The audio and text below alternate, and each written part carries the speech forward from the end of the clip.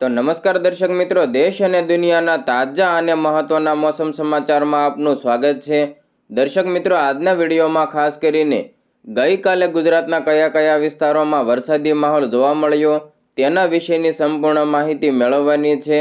તો આ ઉપરાંત આજે અને આગામી દિવસોમાં હજુ પણ ગુજરાતના કયા કયા વિસ્તારોમાં વરસાદી માહોલની સંભાવનાઓ છે તેના વિશેની માહિતી પણ આ વિડીયોમાં મેળવવાની છે।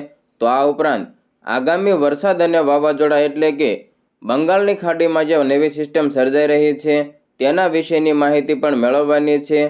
તો વળી હવામાન વિભાગ ઉપરાંત ગુજરાતના જાણીતા હવામાન નિષ્ણાત એવા અંબાલાલ પટેલે ફરી એકવાર ખેડૂતો માટે ચિંતારૂપ આગાહી કરી છે। જે ડરામણી આગાહી કરી છે તેના વિશેની માહિતી પણ આ વિડીયોમાં મેળવવાની છે। તો વિડીયોને અંત સુધી નિહાળતા રહેજો। ચેનલમાં નવા હો તો ચેનલને સબસ્ક્રાઇબ જરૂરથી કરી લેજો। દર્શક મિત્રો, રાજ્યમાં ગઈકાલે અનેક વિસ્તારોમાં વરસાદ વરસ્યા બાદ આજે પણ મેઘમહેર યથાવત રહી શકે છે। તમને જણાવી દઈએ કે ગઈકાલે સવારથી લઈને બપોર સુધીમાં ગુજરાતના 35 તાલુકામાં વરસાદ નોંધાયો હતો। ત્યારે હવામાન ખાતાના અપડેટ મુજબ આગામી 3 દિવસ રાજ્યમાં ગાજવીજ સાથે વરસાદી માહોલ રહી શકે છે। તો સાથે જ 50 થી લઈને 60 કિમી પ્રતિ કલાકની ઝડપે પવન પણ રહી શકે છે। હવામાન ખાતાના જણાવ્યા પ્રમાણે પવન હોવાને કારણે દરિયામાં કરંટ જોવા મળશે, જેથી દરિયામાં ઊંચા મોજા ઉછળી શકે છે।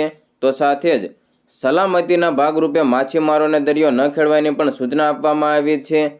રાજસ્થાન બાદ હવે મધ્યપ્રદેશ ઉપર અપર એર સાયક્લોનિક સર્ક્યુલેશન સક્રિય બન્યું છે, જેથી ગુજરાત ઉપર મહારાષ્ટ્ર, રાજસ્થાન અને મધ્યપ્રદેશ એમ 3 સિસ્ટમ સક્રિય થતાં દક્ષિણ ગુજરાતમાં વરસાદની આગાહી છે। જ્યારે હવે ચોમાસું પણ ગુજરાત નજીક પહોંચ્યું છે।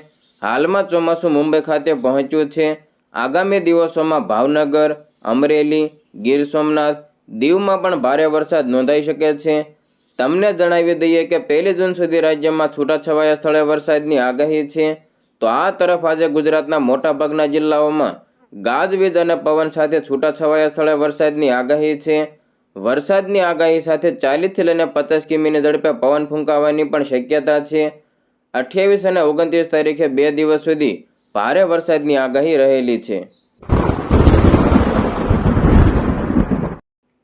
દર્શક મિત્રો, આ તો વાત થઈ હવામાન વિભાગ દ્વારા કરવામાં આવેલી આગાહીની, પરંતુ હવે હવામાન નિષ્ણાત અંબાલાલ પટેલે ફરી એકવાર ખેડૂતો માટે ચિંતારૂપ આગાહી કરી છે। મિત્રો, હવામાન નિષ્ણાત અંબાલાલ પટેલની આગાહી ઉપર એક નજર કરીએ તો ગુજરાતના હવામાનમાં પલટો આવતો જણાઈ રહ્યો છે। 24 મેએ ચોમાસાએ કેરળમાં દસ્તક દીધી, જે પછી ચોમાસું હાલ મુંબઈ પહોંચ્યું છે। આગામી દિવસોમાં ગુજરાતમાં પણ ચોમાસાનું આગમન થઈ જશે। ત્યારે છેલ્લા કેટલાક દિવસમાં રાજ્યના હવામાનમાં ફેરફારો સ્પષ્ટ જણાઈ રહ્યા છે। હવામાન વિભાગે પણ ગુજરાતમાં વાતાવરણમાં પલટાની આગાહી કરીને જણાવ્યું કે આગામી 3 દિવસ સુધી રાજ્યમાં ગાજવીજ સાથે 50 થી લઈને 60 કિમી પ્રતિ કલાકની ઝડપે પવન ફૂંકાશે અને વરસાદી માહોલ પણ જોવા મળશે। આગામી દિવસોમાં ભાવનગર, અમરેલી, ગીર સોમનાથ, દીવમાં પણ ભારે વરસાદની આગાહી છે। ત્યારે હવે ગુજરાતના હવામાન નિષ્ણાત અંબાલાલ પટેલે પણ રાજ્યમાં આગામી દિવસોમાં ભારે પવન અને ગાજવીજ સાથે વરસાદની આગાહી કરી। અંબાલાલ પટેલે જણાવ્યું કે હવે ચોમાસું ગુજરાત નજીક પહોંચવાની શક્યતા છે, સાથે જ રાજ્યમાં અંધારિયો વરસાદ થવાની પણ સંભાવના છે। અંબાલાલ પટેલે કરેલી આગાહી પ્રમાણે રાજ્યમાં 7 થી લઈને 9 તારીખ સુધી અંધારિયો વરસાદ થવાની શક્યતા છે। સાથે જ તેમણે એમ પણ જણાવ્યું કે 10 જૂન સુધીમાં ચોમાસું ગુજરાતમાં પ્રવેશ કરી શકે છે। રાજ્યમાં તોફાની વરસાદની આગાહી કરતા તેમણે જણાવ્યું કે દક્ષિણ અને મધ્ય ગુજરાતમાં ચોમાસું પહેલા પ્રવેશ કરશે। મહારાષ્ટ્રમાં વરસાદની આગાહી કરતા અંબાલાલ પટેલે જણાવ્યું કે 28 થી લઈને 30 જૂન સુધીમાં મહારાષ્ટ્રના કેટલાક ભાગોમાં ભારે વરસાદ પડી શકે છે। સાથે જ વલસાડ સહિત દક્ષિણ ગુજરાતના જિલ્લાઓમાં પણ ભારે વરસાદની આગાહી છે। આ સિવાય દક્ષિણ સૌરાષ્ટ્રના કેટલાક ભાગોમાં પણ ભારે વરસાદ પડવાની શક્યતા રહેલી છે। અંબાલાલ પટેલે એમ પણ ઉમેર્યું કે આ દરમિયાન દરિયો તોફાની બનશે। સાથે જ વડોદરા, ભરૂચ, ખંભાત અને પેટલાદના કેટલાક ભાગોમાં વરસાદની સંભાવના છે। હવામાન નિષ્ણાત અંબાલાલ પટેલે કરેલી આગાહી પ્રમાણે 30 અને 31 તારીખે ઉત્તર ગુજરાતના કેટલાક વિસ્તારોમાં વરસાદની શક્યતા છે। અંબાલાલની આગાહી પ્રમાણે વેસ્ટર્ન ડિસ્ટર્બન્સની અસરને કારણે ઉત્તર ભારતમાં 80 થી લઈને 90 કિમી પ્રતિ કલાકની ઝડપે પવન ફૂંકાઈ શકે છે। સાથે જ ઉત્તર ગુજરાતમાં પણ ભારે પવન ફૂંકાશે. પવન 50 થી લઈને 60 કિલોમીટરની ઝડપે ફૂંકાઈ શકે છે. ઉત્તર ગુજરાતમાં અરવલ્લી, સાબરકાંઠા, કચ્છ સહિતના વિસ્તારોમાં ભારે ગાજવીજ સાથે વરસાદ આવી શકે છે. ભારે પવનને કારણે ઊભા પાકને નુકસાન પહોંચી શકે છે, તો પશુપાલકોએ પણ પોતાના પશુઓનું ધ્યાન રાખવું પડશે.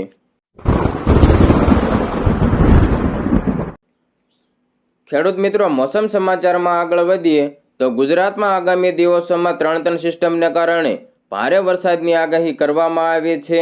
તો વળી આ આગાહી વચ્ચે ગુજરાતના કેટલાક દરિયામાં કરંટ જોવા મળ્યો છે. કેટલાક દરિયા તોફાની બન્યા છે. મિત્રો, હવામાન વિભાગના જણાવ્યા પ્રમાણે અરબ સાગરમાં સિસ્ટમ સક્રિય થતા રાજ્યોમાં 31 મે સુધી છૂટાછવાયા ભારે વરસાદની આગાહી છે. ત્યારે વલસાડ જિલ્લાના તિથલના દરિયામાં ભારે કરંટ જોવા મળ્યો છે. તિથલના દરિયામાં ઊંચા મોજા ઉછળતા પ્રવાસીઓને તકેદારી રાખવા માટે પ્રશાસનને અપીલ કરી હતી. દરિયાકાંઠા વિસ્તારમાંથી મોટા હોર્ડિંગ ઉતારી લેવાયા હતા. ભાવનગર જિલ્લાના મહુવામાં પણ ઊંચા કોટડાના દરિયામાં ઊંચા મોજા ઉછળ્યા હતા. દરિયા કિનારે ન જવા માટે પ્રવાસીઓને પ્રશાસને સૂચના આપી હતી. હવામાન વિભાગની આગાહી મુજબ ભાવનગરના ઊંચા કોટડાના દરિયામાં ભારે કરંટ જોવા મળી રહ્યો છે. ઊંચા કોટડાના દરિયામાં 4 થી લઈને 5 ફૂટ ઊંચા મોજા ઉછળ્યા. અમાસની ઓટના કારણે દરિયાનું પાણી છેક બહાર સુધી પહોંચ્યું હતું. દરિયામાં ભારે કરંટ જોવા મળતા સુરક્ષામાં પણ વધારો કરી દેવામાં આવ્યો છે. દરિયાકાંઠા નજીક પ્રવાસીઓને ન જવા માટે સૂચના આપી દેવામાં આવી છે. તો દ્વારકાના ગોમતી ઘાટ બાદ સનસેટ પોઈન્ટ અને ભડકેશ્વર મહાદેવ નજીક પણ દરિયામાં ભારે કરંટ જોવા મળ્યો હતો. દરિયામાં 10 ફૂટ સુધીના ઊંચા મોજા ઉછળતા જોવા મળ્યા. દરિયાના પાણીનો કલર બદલાઈ ગયો હોય તેમ ઊંચા મોજા જોવા મળવા માટે મોટી સંખ્યામાં લોકો ઉમટી પડ્યા હતા. તો આ બાજુ સુરતમાં ડુમસના દરિયામાં પણ જબરદસ્ત કરંટ જોવા મળ્યો હતો. અમાસની ભરતીને કારણે દરિયામાં ઊંચા મોજા ઉછળ્યા. દરિયાના પાણીથી ગણેશ મંદિરના પગથિયા સુધી પણ ડૂબી ગયા હતા. જોકે કોઈ દુર્ઘટના ન સર્જાય તે માટે પોલીસને રાઉન્ડ ધ ક્લોક પેટ્રોલિંગ શરૂ કર્યું છે. સહેલાણીઓને દરિયાકાંઠે દૂર રહેવા માટે કરવામાં આવ્યા છે. સાથે જ પોલીસનો બંદોબસ્ત પણ ગોઠવી દેવામાં આવ્યો છે. તો આ તરફ વલસાડના તિથલના દરિયાકાંઠે પણ ઊંચા મોજા ઉછળ્યા છે. સીમા ઓળંગીને તિથલનો દરિયો આગળ વધી રહ્યો હતો. જોકે દરિયામાં ભારે કરંટ વચ્ચે પણ પ્રવાસીઓ પોતાના બાળકો માટે ઉછળતા મોજાની મજા માણતા જોવા મળ્યા. પ્રશાસન તરફથી પોલીસ બંદોબસ્તો ગોઠવવામાં આવ્યો છે, પરંતુ દરિયા કિનારે ખૂબ જ મોટો હોવાથી દરેક જગ્યા ઉપર ધ્યાન રાખવું મુશ્કેલ બની રહ્યું છે.